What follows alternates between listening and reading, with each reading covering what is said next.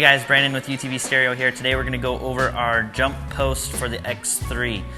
This moves the terminals down back to the rear firewall. That way you can get into there to charge, jump start, maintain anything on your battery without having to remove the seat. If you've ever had to do that, you already know it's not an easy task, whether you're on the trails trying to get to your battery to jump start it, or even in your garage with all your tools and everything ready to go. It still makes it difficult to get in there to the battery.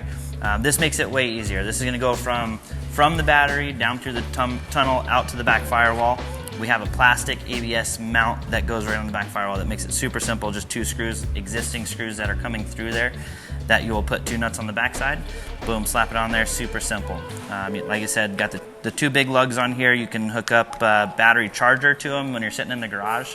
Maintaining batteries on the X3s is huge. This makes it way easier for you to be able to do that. Whether you want to do a trickle charger, a full-blown battery charger before you're going out on your trips, make sure your batteries are fully charged before you hit the trails. You'll thank yourself later for that, I promise. With this, we also wrap it in our braided loom to have extra protection. These things do get really hot back on that back firewall, but we have no issues with the way we run all this. We have some really heavy-duty 4-gauge wire going to the battery, so plenty of power can run through these guys to charge up your system and also jump start it. That was kind of the main thing we did with these, is being able to jump start your vehicle without having to pull the seat out while you're on the trails and get to it. Just a huge convenience to have these. Well worth it. Also, do check out the install video.